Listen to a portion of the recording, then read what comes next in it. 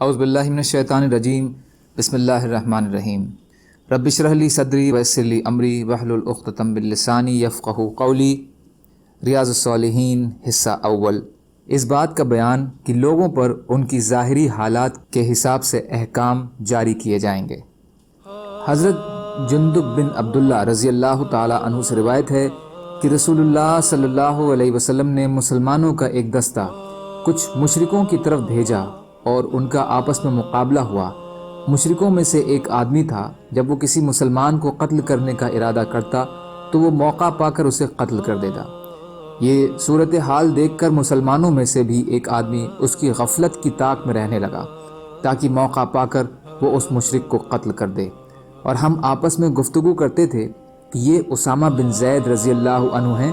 چنانچہ جلد ہی وہ وقت آ گیا اور حضرت اسامہ رضی اللہ تعالی عنہ نے موقع پا کر جب اس کو مارنے کے لیے اس پر تلوار اٹھائی تو اس نے لا الہ الا اللہ پڑھ لیا، لیکن انہوں نے اسے ترجیح نہیں دی اور اسے قتل کر دیا۔ اس لڑائی میں مسلمان فتح یاب ہوئے اور خوشخبری دینے والا رسول اللہ صلی اللہ علیہ وسلم کی خدمت میں حاضر ہوا۔ آپ صلی اللہ علیہ وسلم نے اس سے حالات پوچھے اور اس نے بتلائے، یہاں تک کہ اس نے اس آدمی حضرت اسامہ رضی اللہ عنہ کا قصہ بھی بیان کیا کہ اس نے کیا کیا۔ آپ صلی اللہ علیہ وسلم نے انہیں بلایا اور ان سے پوچھا، آپ نے ارشاد فرمایا تم نے اسے قتل کیوں کیا؟ انہوں نے جواب دیا، یا رسول اللہ صلی اللہ علیہ وسلم، اس نے مسلمانوں کو بڑی تکلیف دی اور ہمارے فلاں آدمی کو اس نے قتل کیا۔ اور انہوں نے نبی صلی اللہ علیہ وسلم کے سامنے کئی نام بیان کیے۔ اس صورتحال دیکھ کر میں نے اس آدمی پر حملہ کیا۔ جب اس نے تلوار دیکھی یعنی اس کی زد میں آ گیا تو اس نے لا الہ الا اللہ پڑھ لیا، جس سے میں یہی سمجھا کہ یہ صرف جان بچانے کے لیے کلمہ پڑھ رہا ہے۔ رسول اللہ صلی اللہ علیہ وسلم نے فرمایا، کیا تم نے اسے قتل کر دیا؟ انہوں نے کہا ہاں۔ آپ صلی اللہ علیہ وسلم نے ارشاد فرمایا، جب یہ کلمہ لا الہ الا اللہ قیامت والے دن آئے گا تو تم کیا کرو گے، کیا جواب دو گے؟ حضرت اسامہ رضی اللہ تعالیٰ عنہ نے کہا، یا رسول اللہ میرے لیے مغفرت کی دعا فرمائیے۔ آپ صلی اللہ علیہ وسلم نے پھر فرمایا، جب قیامت والے دن یہ کلمہ لا الہ الا اللہ آئے گا تو تم کیا کرو گے؟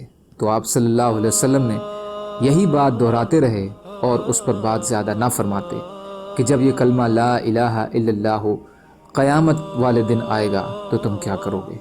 مسلم شریف۔ فائدہ، پچھلی حدیث میں اور اس حدیث میں بیان کی گئی واقعہ ایک ہی ہے، صرف کچھ الفاظوں میں تھوڑا متبھید ہے اور ویاکھیا بیان ہو چکی ہے، جس کا خلاصہ یہی ہے کہ کلمہ پڑھنے کے بعد قتل کرنا ٹھیک نہیں ہے۔ حضرت عبداللہ بن عتبہ بن مسعود رضی اللہ تعالیٰ عنہ بیان کرتے ہیں کہ میں نے حضرت عمر بن خطاب رضی اللہ تعالیٰ عنہ کو فرماتے ہوئے سنا کہ رسول اللہ صلی اللہ علیہ وسلم کے زمانے میں تو کچھ لوگ کا حساب وحی کے ذریعے ہو جاتا تھا، لیکن جب وحی کا سلسلہ بند ہو گیا اور باطن کے احوال پر حساب ممکن نہیں رہا، اس لیے اب ہم تمہارا حساب صرف تمہارے ان کاموں پر کریں جو ہمارے سامنے آئیں گے، تو جو ہمارے لیے بھلائی ظاہر کرے گا ہم اس کو امن دیں گے یا اس پر اعتبار اور اعتماد کریں گے اور اس کو اپنے قریب کریں گے، اور ہمیں اس کے اندرونی حالات سے کوئی سروکار نہیں ہے۔ ان کا حساب اللہ ہی ان سے کریں گے، اور جو ہمارے لیے برائی ظاہر کرے گا ہم اسے امن دیں گے یا اس پر اعتماد کریں گے اور نہ اس کی تصدیق کریں گے، اگرچہ وہ یہ کہے کہ اس کا اندرونی معاملہ یعنی ارادہ اچھا تھا۔ بخاری۔ فائدہ، اس میں بھی یہی بات ثابت ہوتی ہے کہ احکام کا اجرا ظاہری اعمال پر ہوگا، نہ کہ لوگوں کے ارادوں اور نیتوں پر، کیونکہ ان کا پتہ اللہ کے سوا کسی اور کو نہیں ہو سکتا۔ سبحان اللہ و بحمدہ، سبحانک اللہم و بحمدک، اشہد ان لا الہ الا انت، استغفرک و اتوب الیک۔ سبحان ربک رب العزت عما یصفون وسلام علی المرسلین والحمد للہ رب العالمین، برحمتک یا ارحم الراحمین، لا الہ الا اللہ محمد رسول اللہ۔